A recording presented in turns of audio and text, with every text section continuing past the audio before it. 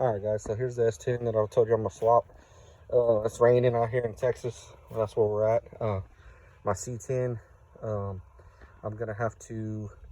I ordered a gas tank and the fuel pump hanger for it with the sending the gas level unit, and I'm gonna actually wait on that to come in. So I'm kind of stuck. So I said, it's raining. Let me go see what stuff I got, because like I said, I had this stuff, some of these projects as long as 3 years. I just, work full time. Now COVID came, it messed up stuff for me. So this was an Extreme with a 6-cylinder in there. Had a 4.3. I took it out a long time ago. I sold the motor, and now I'm gonna put these. Show you guys right now how to hook up these mounts. Those are the old mounts right there for the old motor. I'm basically gonna take those off here in a second and bolt these up just like so, and I'll show you here in a second how to do that. All right, guys, so right now what we're gonna do is zip off the two older motor mounts, put the new ones that I ground down in the shop earlier, in my dad's shop, using just a regular hand grinder or whatever. And if you got a bench grinder, you can use that as well. But anyways, that's what I did for these, just because that way I don't gotta pay more money and buy them when I forgot I had them. So anyways, I'm gonna zip these off real quick. It's a 13mm for on these, and don't lose the bolts like I just did. I got that. I'll get that one in a minute with a magnet.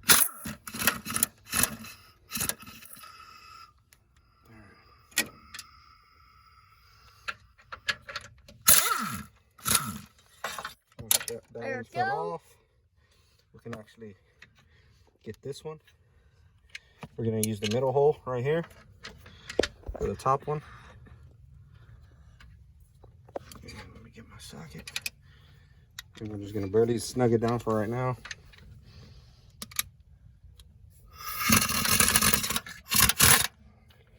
Oh, we can still move it around at the bottom. Get those other bolts lined up.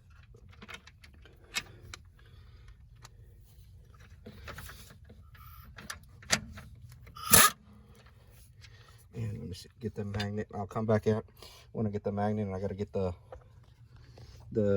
bolt fell in there somewhere, so I'll get a magnet and get it out. I don't think it fell all the way through. Nope. So I'll be back when I get that out. All right, guys, so these right here, these magnet things are lifesaver when you do an idiot move that I just did. All good. Got it out. We'll set that right there for right now. Here goes the other bolt. We're gonna put that in, get it started, and we're gonna zip it down with the impact. Tighten them down, because if you look, it's got a little gap right there. You want to suck that down all the way to the frame. Just zip them down as hard as you can, or tighten them. If you got a ratchet, that's all you got. Put some cojones or huevos in it, and let's go. All right, guys, so we're gonna zip it down till it touches bare metal and gets really tight. Pretty good. Other bottom one. Good. Top one.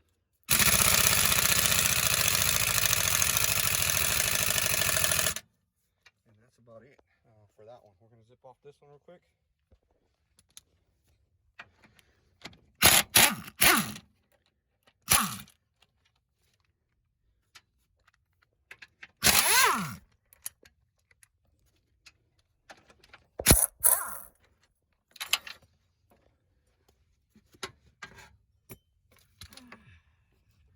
All right, guys, so I'm gonna put that one on. It's basically same process. These little slits right here that are kind of sideways, they're gonna go to the bottom. Just remember that. And then the center bolt hole is just a center bolt hole. Same thing here. You got your center one, bottom. I'm gonna put those on. Now with an S10 swap, a lot of people, you might get some stuff off the internet or not. This right here particular method that I use, I've swapped a bunch from me, from 95 I did all the way to a 2004. With these, normally, depending on the mounts you use. Now I've used these mounts in the past with these brackets that I got, and I'll try to find them and put a link in my description. But usually what you have to do is if you go with any other mounts, you gotta cut the frame from about right here all the way back here, and then back over almost from, let me see if I can get down there, but almost from where your control arm is touching the frame. You box it in, weld it back up, and I'll see if I got a video and put it in the link in the link too of what I did before. But you cut that out for the truck pan, because the truck pan is gonna grind. Supposedly with these, me and my brothers did it before. We've used these and those with the muscle car pan, and it does not hit. You don't even have to do that. So I'm gonna try not to do that. Also, if you do have to do that, you got to relocate the brake lines. What we usually do is get them out of here and set them up here, and run them back around, or up on top right here, you know. That's what we've did in the past. Also, AC, you can run AC on this. Now, a couple options. You can either cut the frame here, notch it for the bottom air compressor. You're going to leave the factory 534860 air compressor. You would notch it from here all the way down, across right here, like that, all the way to this pitman arm. You're going to go up all the way to where you can see this frame meets the other part of the top of the frame, and then back all the way down to about right here, and back down. And what you do is box it with angle iron, weld it up, and you could run the actual stock 5.3 AC compressor. Now on my build, because this is going to be mine, I'm not doing that. I'm going to buy there's a bracket that you can buy online.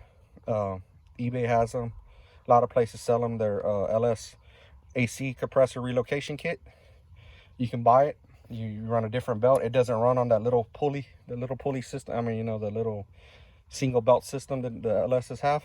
It runs on the actual big serpentine belt, and you would just connect it back over here, and so on. But like I said, I'm gonna get to that one day or another.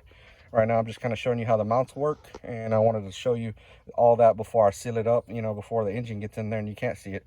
And I'll take some pictures. I'll take a video and some pictures of how it looks once I get it in there too, but it probably ain't gonna be today, because like I said, this is just a project because it's nasty and it's been raining out here. So and I don't care if this gets wet or not. So but anyways, I'll get back with you in a second.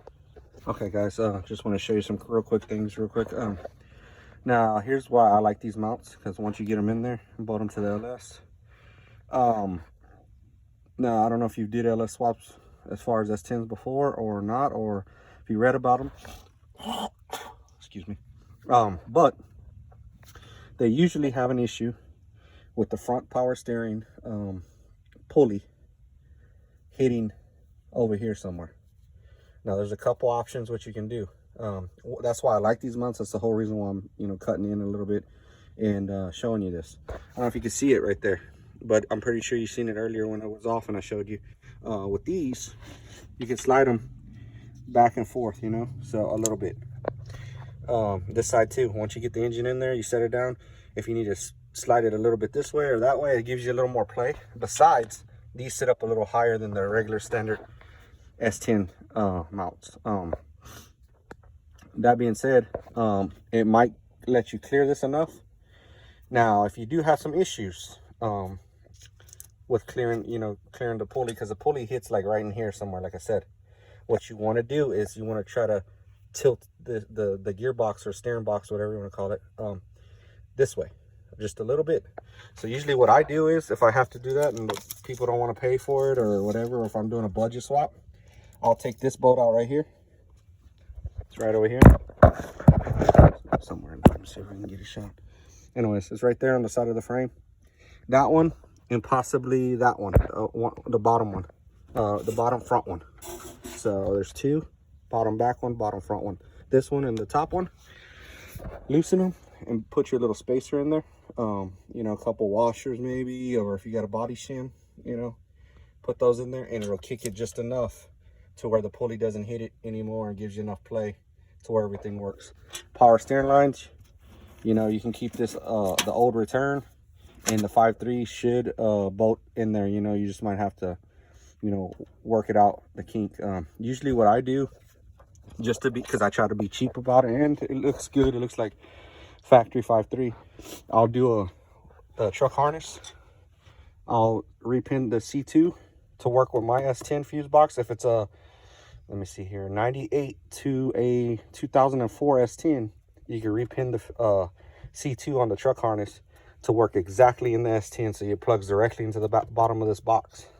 I usually put the computer over here with a LS mount, like a aftermarket LS mount, or what I've did in the past too, as well as I've seen other people do, is you can actually fabricate the S10 mount to work over here. You know, usually what they'll do is, you see that plug right here, they'll pull that out, put a bolt through the fender, heat it up where it'll bend down, and you can slide the computer right in here. That's an option. You know, it's just basically you got to start using your mind, because that motor wasn't designed to go in here, but you're making it work in here. But when I do that, I put it over here. I'll get the connector for the truck gauges and stuff. Usually it's down here somewhere on the 5.3s Silverados. I'll get that, and I'll extend the wires to run all the way around here underneath, right? Over this, I'll tie it onto that one, right? And the clip plugs, what I do is I get the old clip off the S10 harness, so when I pull my S10 motors, I'll keep that clip that plugs in there, and basically have it plugged in just like factory. It's just now the computer's not over here on top of the reservoir tank anymore. It's going to be over there now. It looks pretty good. It's not as time consuming as repinning the whole harness. Everything works. AC works on it if you do that. AC, let's see, cruise control works. Your OBD2 port works inside the truck. So you don't got to mess with none of that if you do it like I'm telling you. And when I get to that part, I'll show you what I'm doing. It's not going to be today. Like I said, it's just a project that I'm moving along. If you want to follow the channel, you're going to see it. And if you got an S10 that you want to do, and it's the same year, you could possibly get some points off me, or as well as other guys on YouTube, you know. But that's the way I'm going to do it. I try to make it plain and simple, as well as it working out for me the best, cheapest route. Because I mean, all my builds are within budget, you know. I mean, I'm trying to, with this one's going to be an LS1 with it's got a ARP aftermarket rods and everything, ARP studs. It's going to have I forgot the duration on it, but it's a 519 lift cam that I got. I'm sorry, no, 595 lift cam. It's like a sloppy, I think it's a little bigger than the sloppy 2 cam. That's what I'm gonna put in here. And it's gonna be probably made it for now to a 5-speed, possibly upgraded later to a 6-speed. But you know, you could get the S10 headers, all that stuff's gonna clear without cutting frame. Now I do recommend a little pointer. Since you're right here, you're doing all this work, you're gonna paint your frame, whatever. That's what I'm gonna do here in a second. But I already replaced this one. Control arm. I've replaced it about 3 years ago, but when I pulled this motor out, with that being said, replace them. They're easier to do right now with the motor out. And you see that one right there, it's jacked up. I already got the control arm in my storage shed, so I'm gonna probably pull it out and replace that before I even put the motor in. So but just wanted to show you guys basically what I'm doing, how I'm doing it, and to get back with you on those these plates. I did find the part number. Let me see if you can see it. Part number S10 LSX S10 Sonoma engine adapter brackets. Part number 14005A. I got these off eBay, so I don't know if they should be still around. I know I see them on there. I just don't know if it's the same guy with the same part number, but that's the particular manufacturer. That's his phone number. So I got them off eBay. Like I said, you can probably maybe even go to that website and get them cheaper, because you know how eBay charges the people money, and they it's like a snowball rolls, the snowball effect, it rolls downhill to us. So there you go, guys. I think that's gonna do it for this video. I'm gonna, like I said, I'm gonna paint up the frame and stuff like that. The next time you see it, it'll be painted up, and the motor might be getting prepped to go in. So anyways, catch me on the flip side. And like I said, if you like this builds that I'm doing. Like and subscribe, and continue following me. Thanks. Bye.